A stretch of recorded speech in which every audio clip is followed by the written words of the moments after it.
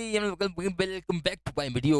तो इस वीडियो में हम बात करेंगे वजाहत एहसन खान के बारे में, जो कि अपने आप को पाकिस्तानी कहता है और इस वक्त न्यूयॉर्क में अपनी सहाफत की खिदमत अंजाम दे रहा है। Again it was very disappointing for me.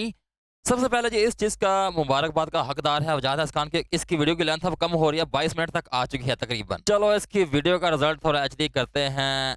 अरे घटिया 720p रखता है, घटिया इंसान।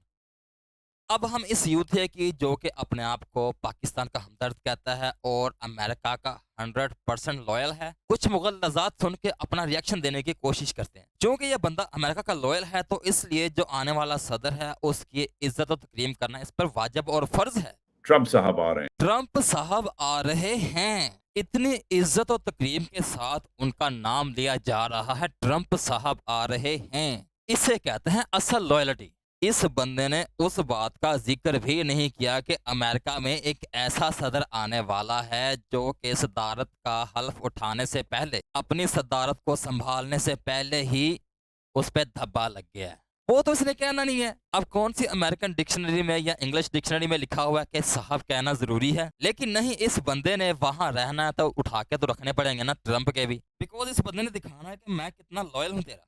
ट्रंप साहब तो सुनने में कितना अजीब लगता है, ट्रंप साहब। बाय द वे ये एक यूथिया है, सॉरी यूथिया थोड़ा एक्सट्रीम हो जाएगा। ये एक इंसाफी है, इंसाफी इंसाफी पीटीआई का ये एक वर्कर है, वर्कर सहाफ़ी है, जर्नलिस्ट है। इसके इस 22 मिनट के पूरे व्लॉग में मैंने देखा है कि इस बंदे ने पाकिस्तानी स्टेट को इस तरह से बोला है कि जिस तरह से वो कोई ये वहाँ पैदा नहीं हुआ, बल्कि ये किसी और मुल्क का नेशनैलिटी होल्डर है और ये सिर्फ और सिर्फ पाकिस्तान के खिलाफ शिकायतें कर रहा है। अगर भाई तेरा इतना हेज टपक रहा है ट्रंप को ट्रंप साहब कहने में, तो साहब क्यों इस्तेमाल कर रहा है? तू प्रेसिडेंट ट्रंप कह ले भाई तू। अब इस बंदे ने एक ही लाइन को 2 बार कहा है और दोनों बार ही ट्रंप को ट्रंप साहब ही कहा है। अब इस सब में ट्रम्प साहब आ रहे हैं। अब ट्रम्प साहब जो हैं, अब ट्रंप साहब आ रहे हैं, ट्रंप साहब। और यही नहीं, इस बंदे को अमेरिका की नाक कटने पे भी दुख होता है। मतलब कि जो अमेरिका के पॉलिटिकल फेलियर्स हों तो उसमें इसको कोई बुराई नजर नहीं आती। अगर पाकिस्तान में कोई पॉलिटिकल फेलियर हो तो इस बंदे को इंडिया की हिमायत करने में भी कोई दुख नहीं होता। बाइडेन ने दोहा अकॉर्ड को एग्जीक्यूट किया था, गलत एग्जीक्यूट किया था, उससे अमेरिका की नाक नाक कटी थी। अब इतनी तुझे परवाह है अमेरिका की नाक कटने पे, वजह तुझे क्या इस बात पे भी दुख होता है कि अमेरिका अमेरिका ने कितने मुसलमानों के गले भी काटे हैं, कितने मुसलमानों के घर भी उजाड़े हैं, कितने मुसलमानों को उन्होंने डिस्प्लेस भी किया है? नहीं, डेफिनेटली तुझे इस बात पे कोई दुख नहीं होता होगा, है ना? और इस बंदे को ट्रंप का स्कैंडल याद नहीं है कि उसने कैंपेन वाले पैसों में से $1 लाख दिए थे। 1 लाख से ज्यादा थे, मेरे 1,20,000 शायद इतने थे डॉलर्स दिए थे यार। अमेरिकन अदालत ने इंसाफ करते हुए उसको कन्विक्टेड कह दिया भाई। लेकिन इस बात से अमेरिका की नाक नहीं कटती और ना ही तेरी नाक कटती है भाई। प्लस इंडिया और अमेरिका वैसे ही इस खिते के बड़े पहरेदार बनेंगे। डेफिनेटली दे विल बिकम पहरेदार हैं जी। हाँ, अगर इमरान खान होता तब ये पहरेदार ना बनते शायद, तब तो इसने साइड लेनी थी। लेकिन अब इमरान नादान इस वक्त हुकूमत में नहीं है, वो सलाखों के पीछे है, तो इस वक्त पहरेदार तो हिंदुस्तान ही होगा ना। ये भी एक सोचने की बात है, जब अपना फेवरेट बंदा हो, अपना दिल का जानी हो, माही हो, तो फिर तो सब कुछ ठीक ठीक है, गुड गुड है। जब ना हो तो फिर सब कुछ बुरा है। अब इस वक्त अफगानिस्तान इंडिया के साथ मिलकर पाकिस्तान के खिलाफ प्रोपेगेट कर रहा है और वो दाइश का कार्ड इस्तेमाल कर रहे हैं। जिस तरह कोयटा पे तालिबान को पाकिस्तान ने पाला था, उसी तरह ही अब ये कह रहे हैं कि पाकिस्तान कोयटा में आईएसएस को। अब ये कितनी घिनौनी बात है कि पाकिस्तान स्टेट पे ये इल्ज़ाम लगाना कि पाकिस्तान दाइश को पाल रहा है। ये तो इंडिया वाला मौक़िफ़ हो गया ना। तो अब इंडिया वाला मौक़िफ़ अफ़गानिस्तान से हम पर थोपा जा रहा है और ये भाई साहब बिना किसी वेरिफिकेशन के इस बात को ऑथोराइज़ कर रहे हैं कि वाक़ई में पाकिस्तान पाल रहा है दाइश को अफ़गानिस्तान, अपना बलोचिस्तान में। नया एक ग्रोह बना रहे हैं। साथ साथ पाकिस्तान के बारे में ये भी इंडियंस को खदशा है कि जो लश्कर तैयबा है और दूसरे और जो कश्मीरी मिलिटेंट ग्रुप्स हैं जो ऑक्यूपाइड जम्मू एंड कश्मीर में ऑपरेट करते हैं, यानी कि खुल्लम खुल्ला पाकिस्तान की मुखालफत और उन तमाम ग्रुप्स को पाकिस्तान से जोड़ना, ये एक आइडियोलॉजी होती है। जिस तरह का कोई बड़ा बंदा होता है ना, जिसको मतलब कि मैं जिसको लीडर मानता हूँ, मैं उसकी आइडियोलॉजी को अडॉप्ट करने की कोशिश करूंगा। मैं बिल्कुल उसी तरह की सोचूंगा जिस तरह की वो सोचता है। अब इस वक्त इमरान खान जेल के अंदर है और वो बड़ा मायूस है और मुझे लग नहीं रहा कि आइंदा वो कभी भी कोई इलेक्शन जीत पाएगा, क्योंकि उसका चेहरा लोगों के सामने आ चुका है, उसकी दोहरी पॉलिसी पॉलिसी लोगों के सामने आ चुकी है और अब बड़ा मुश्किल है कि वो दोबारा इक़्तिदार में आए। तो जिस तरह से वो जेल में बैठा वो फट रहा है, उसे कोई ऑफ़र कराए, अगर तू पाकिस्तान में दंगे-फ़साद करवा देगा, अगर पाकिस्तान में तू सिविल वॉर करवा दे, तो हम तुझे वज़ीर-ए-आज़म बना देंगे, तो मैं इस बात को मानने से इनकार नहीं करूँगा कि इमरान खान इस ऑफ़र को एक्सेप्ट कर लेगा। क्योंकि ये भी इमरान खान का एक चेला है और इसका जो वज़ीर-ए-आज़म है, वो इस वक़्त जेल में झेल रहा है। तो ये माइंडसेट ही है जो आगे फ्यूचर को डिटरमिन करता है। आईएस के लड़के भी डालने लग गया है। अच्छा, इस बंदे ने अगर थोड़ा-सा भी नमक पाकिस्तान का खाया होता, तो इस तरह की बात कहने से पहले इसकी ज़ुबान ज़रूर डगमगाती कि इतना बड़ा इल्ज़ाम लगा रहा है पाकिस्तान पे। सियासी इख्तिलाफ अपना एक जगह, लेकिन ये तो इंटरनेशनल मीडिया में बदनामी करने के मुतरादिफ है।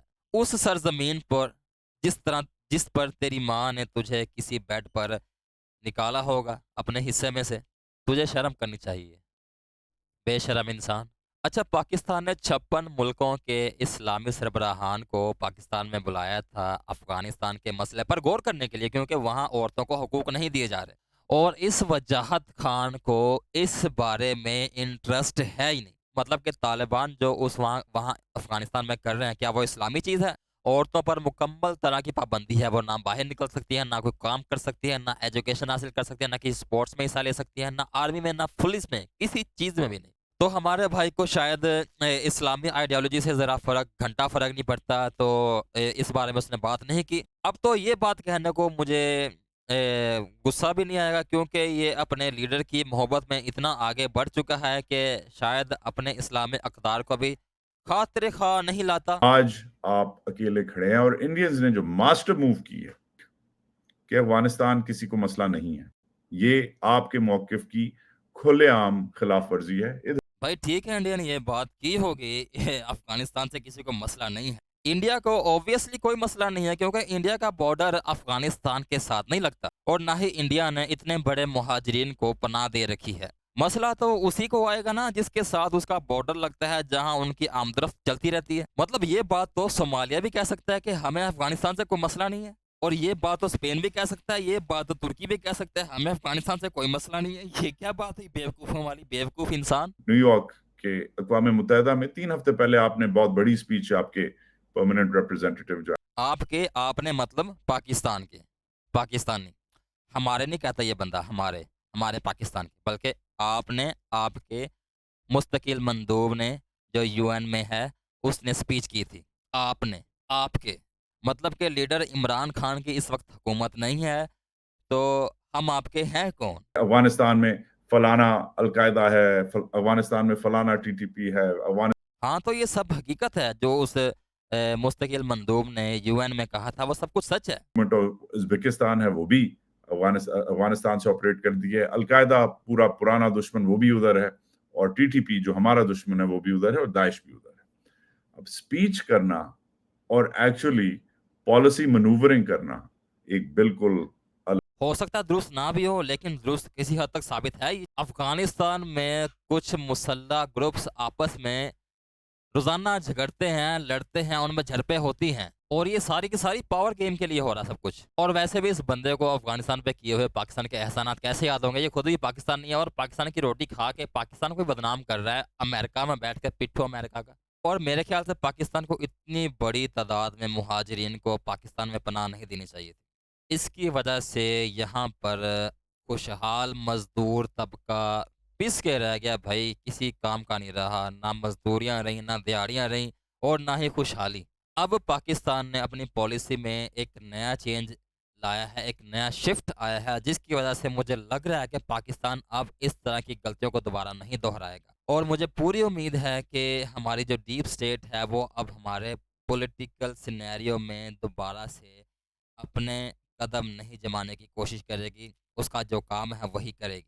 क्योंकि सियासत जिनका काम है, सियासत उन्हीं को जचती है। और पाकिस्तान का जो सिस्टम इस वक्त चल रहा है, इसे बिना किसी रोक टोक के चलते रहना चाहिए, अपनी मुद्दत पूरी करनी चाहिए और जो अगला सिस्टम आएगा वो भी इलेक्टेड तरीके से, एक अच्छे तरीके से ही आना चाहिए। क्योंकि अब ऐसा नहीं हो सकता है कि अब ये हुकूमत बंदा सही नहीं कर रहा तो इसको हटा के तो अगले बंदे को ले आते हैं। नहीं, लोगों की मर्ज़ी के मुताबिक ही जो हाकिम है उसे आना चाहिए, उसके अलावा कोई और दूसरा रास्ता नहीं है। किसी की पॉलिटिकल इंजीनियरिंग अब नहीं करनी। हमारी डीप स्टेट को इस बात को पक्का करना होगा कि बस, जितना हो चुका बस, अब पाकिस्तान को उड़ाने की ज़रूरत है, बुलंदियों पे कामयाबी की। और अब थोड़ा पाकिस्तान के बारे में भी सोच लेते हैं। हमने अपने बारे में बहुत कुछ सोच लिया, हमने अपनी बहुत चला ली। अब पाकिस्तान की और पाकिस्तान की आवाम की हम बात चलाएँगे और पाकिस्तान को एक खुशहाल मुल्क की सफ़ों में लेके आएँगे। 2 बातों की एक बात है, हमारी वफ़ादारी जिस किसी भी लीडर के साथ हो, जो भी लीडर हमें अपनी जान से प्यारा हो, उसकी वफ़ादारी हमारे मुहब्बिल वतनी की वफ़ादारी से ज़्यादा नहीं होनी चाहिए। पाकिस्तान की वफ़ादारी सबसे पहले है, उसके बाद किसी लीडर की वफ़ादारी है। जो पाकिस्तान के मफ़ाद में आता है, वो पाकिस्तान का मुहिब नहीं है और ना ही वो कोई अच्छा लीडर है। इसी बात को इंश्योर करते हुए मैं इस वीडियो को शॉर्टली रिमूव करता हूँ। मतलब कि बंद करता हूँ, मतलब कंप्लीट होगी बस इतनी बड़ी।